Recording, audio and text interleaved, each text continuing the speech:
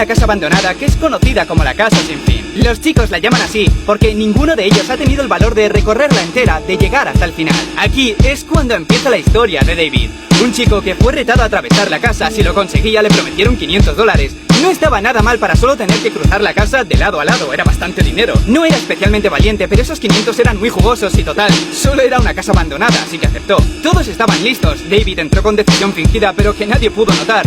Luego esos amigos se fueron a la parte de atrás para verle salir, mientras uno vigilaba la puerta central. Una vez dentro, David vio que cerca de la entrada había una habitación con el número 1. Pensó que sus amigos habían creado como una especie de pasaje del terror y él tenía que seguir los números para llegar al final. Quizá le preguntasen algo para saber si había hecho el recorrido entero. Sea como sea, se metió dentro de la habitación número 1 y nada más hacerlo no pudo evitar reír. Habían puesto una decoración de Halloween muy infantil, arañas falsas, esqueletos de plástico desproporcionados, las paredes un poco pintadas con spray. Supo que si todas las habitaciones eran iguales sería hasta divertido. Al entrar en la habitación número 2, la cosa había mejorado bastante. En este punto había una máquina para crear humo, unas luces que daban sombras por todas partes. El tema es que cada vez que avanzaba a otra habitación lo que encontraba dentro era peor. En la 3, por ejemplo, había insectos reales por todas partes que comenzaron a atacarle. En la 4, entró en una habitación vacía completamente. No había puertas. Aquí estuvo un rato largo encontrando alguna explicación, hasta que la puerta apareció sin más. La 5ª y la 6ª eran también habitaciones vacías, pero con una silla en el centro y un foco de luz. En la 7ª se sumió en una oscuridad tan profunda que no podía ver sus manos. Sentía aún así que había alguien más en la habitación y estaba justo a su lado.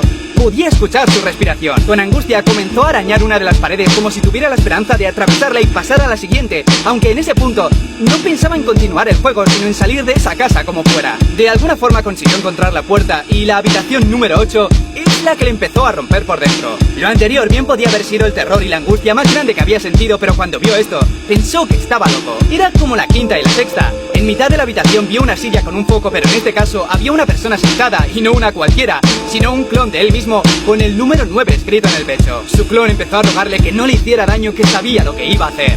David miró por toda la habitación intentando comprender aquello de algún modo. Seguía sin entenderlo, pero vio que debajo de la silla había un cuchillo.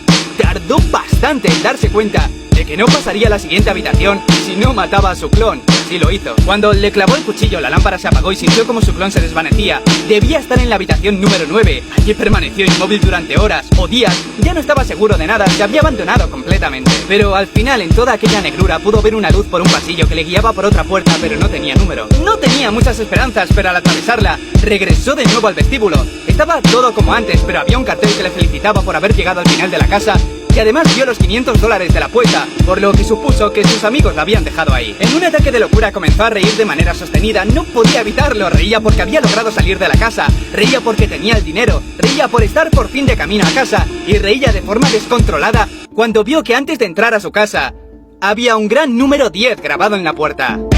Something bad is about to happen to me.